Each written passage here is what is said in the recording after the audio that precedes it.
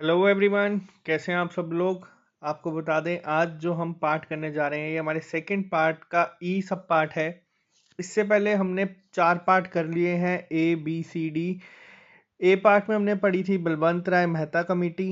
B part में हमने पढ़ी थी Ashok Mehta committee. C part में हमने पढ़ी थी GV राव कमेटी। और डी पार्ट में हमने कल पढ़ी थी LM संघवी कमेटी।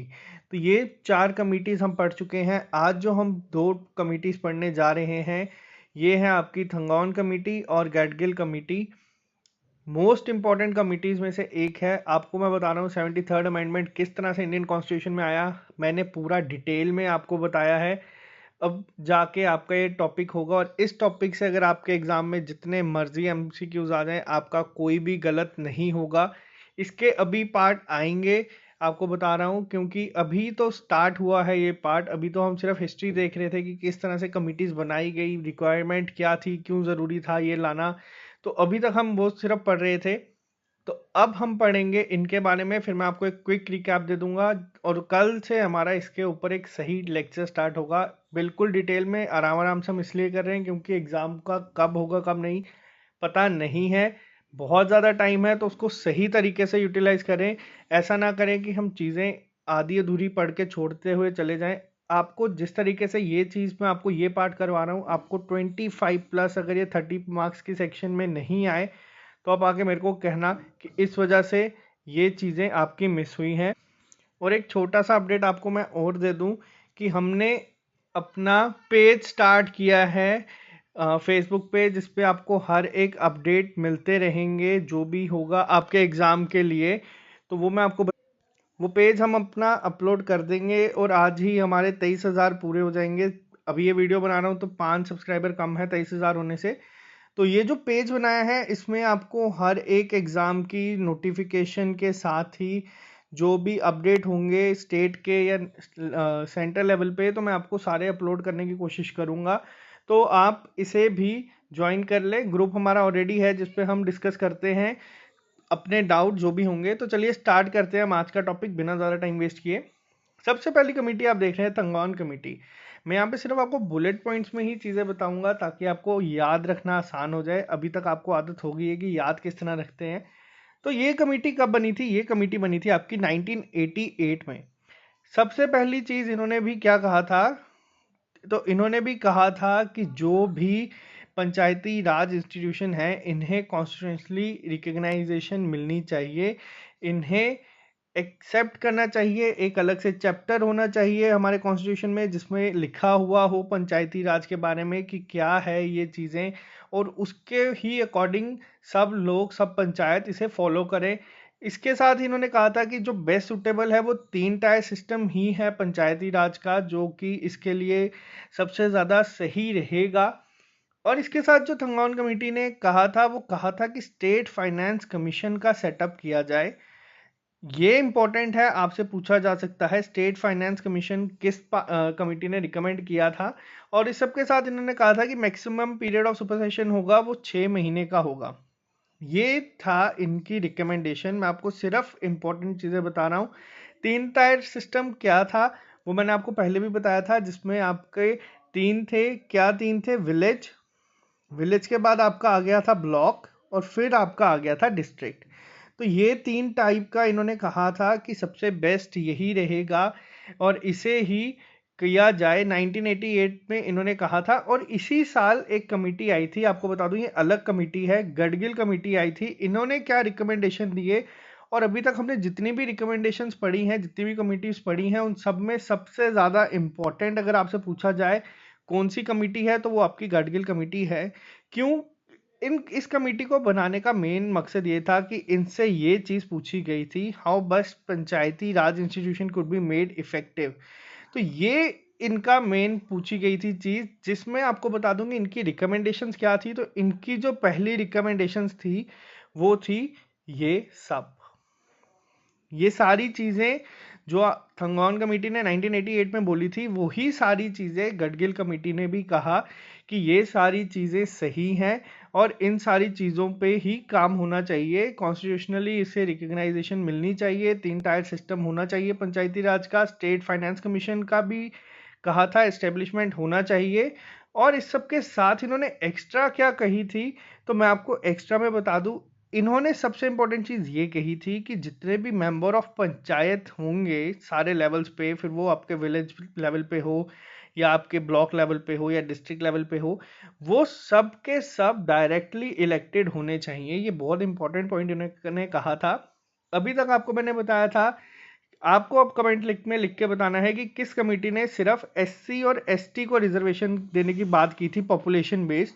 लेकिन अब मैं आपको एक और चीज बता दूं, यहाँ पे इंपॉर्टेंट, इन्होंने भी रिजर्वेशन की बात की थी, लेकिन इन्होंने किसके रिजर्वेशन की बात की थी, इन्होंने कहा था एससी एसटी के साथ विमेन को भी रिजर्वेशन मिलना चाहिए, ताकि वो भी इसमें बढ़ चढ़ के पार्टिसिपेट करें और हर एक जगह से अपने आपको इसमें इन्वॉल्व कर सकें। तो ये इंपॉर्टेंट थी, आपको डायरेक्ट एग्जाम में पूछा जा सकता है कि रिजर्वेशन एससी एसटी के लिए किसने कहा था, वुमेन के लिए भी, वुमेन के साथ। तो ये बहुत इंपॉर्टेंट है, और इंपॉर्टेंट क्यों है मैं आपको बताता हूँ।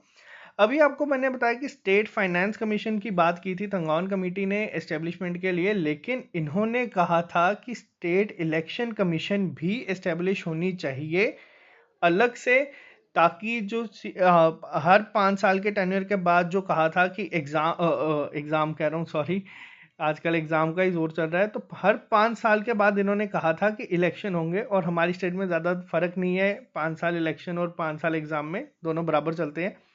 तो ये भी इन्होंने कहा था कि 5 साल के टेन्योर तक ही ये सारी चीजें हो जानी चाहिए, या 5 साल का एक टेन्योर होगा अगर इलेक्शन के बाद काम होगा। अगर नहीं हो पाता तो मैक्सिमम कितना टाइम पीरियड मिलेगा, तो वो होंगे 6 महीने।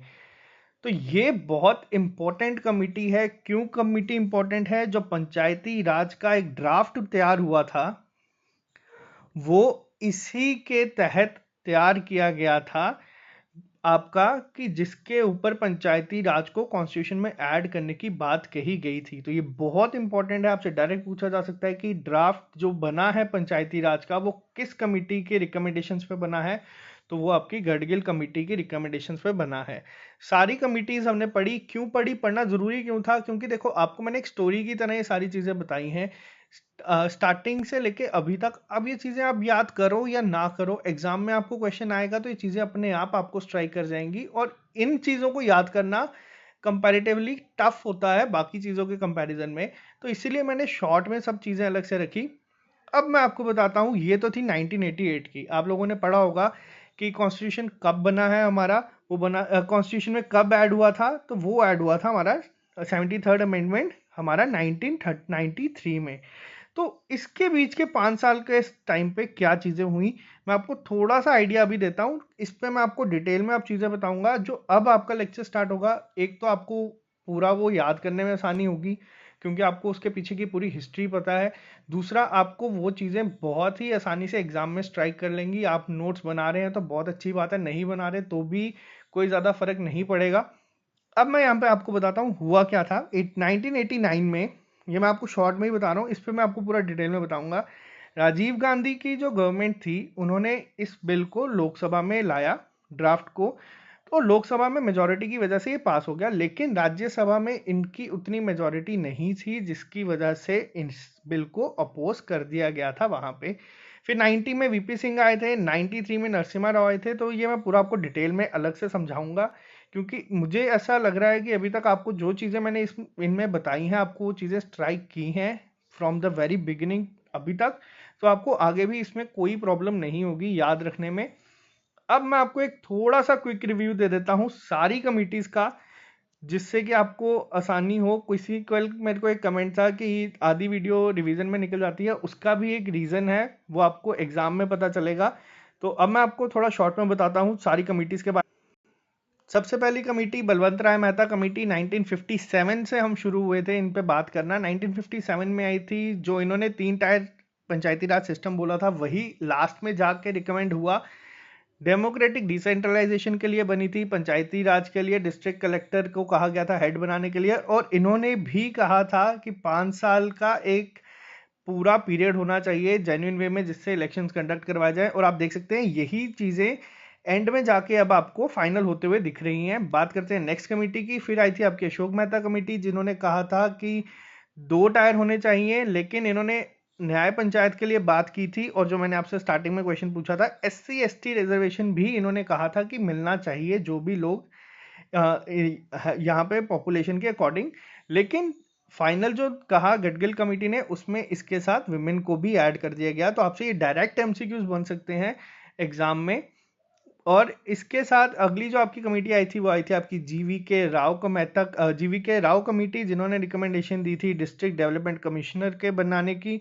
उसके बाद आपकी LM सिंघवी कमेटी आई थी, जिन्होंने कहा था कि ग्राम सभा को एक एम्बोडियंट डायरेक्टली डेमोक्रेसी बनाना चाहिए, न्याय पंचायत अलग होनी चाहिए। तो ये सारी चीज़ें, और इन्होंने ही कहा था, पहली चीज़ जो कही गई थी वो इन्हीं के द्वारा कही गई थी, कॉन्स्टिट्यूशनली इसे रिकग्नाइज किया जाए। और फिर जो उनकी मांग थी उसे थंगौन कमेटी ने भी आगे उठाया कि कॉन्स्टिट्यूशनली इसे रिकग्नाइजेशन मिलनी चाहिए, 3 टायर का सिस्टम होना चाहिए पंचायती राज का। State finance commission, important point है, ये याद होना चाहिए आप लोगों को कि ये होना चाहिए। फिर लास्ट कमेटी जो आई थी वो आई थी आपकी गडगिल कमेटी, जिसके अकॉर्डिंग ही आपका ड्राफ्ट तैयार हुआ था पंचायती राज का, कि इनसे सारी चीज़ें पूछी गई थी। इनकी रिकमेंडेशंस में थंगौन कमेटी की भी सारी रिकमेंडेशंस होंगी थी, और उसके साथ इन्होंने कहा था कि रिजर्वेशन मिलना चाहिए ST SC और वुमेन को, और स्टेट इलेक्शन कमीशन भी होनी चाहिए।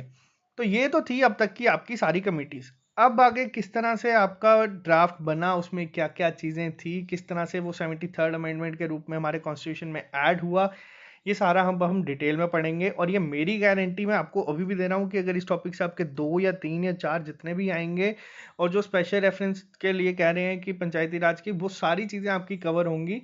करवाने का तरीका मेरा थोड़ा सा अलग है, तो आई होप आप लोगों को समझ आ रहा होगा। जो लोग नए हैं वो हमें ज्वाइन कर सकते हैं हमारे फेसबुक ग्रुप में, जहाँ पे बच्चे अपने डाउट पूछते हैं। यहाँ पे क्विज होता है टेलीग्राम में, तो आप क्विज के लिए भी आ सकते हैं। क्विज वही होता है जो हम पढ़ते हैं आपसे, MCQs फॉर्म जो एग्जाम में पूछी जाती हैं चीज़ें, उस तरह से हम आपसे चीज़ें पूछते हैं। और आप हमें इंस्टाग्राम पे भी फॉलो कर सकते हैं, ताकि अगर आपको कोई डाउट मुझसे पूछना है, थोड़ा सा अगर लेट रिप्लाई आता है तो उसके लिए सॉरी, लेकिन मैं कोशिश करता हूँ मैं रिप्लाई कर सकूँ। अभी 23,000 हुए नहीं है, लेकिन आई होप जब तक वीडियो अपलोड होगी तो 23,000 हो जाएंगे। अगर नहीं हुए होंगे तो प्लीज़ शेयर करके इसे 23,000 करवा दीजिएगा।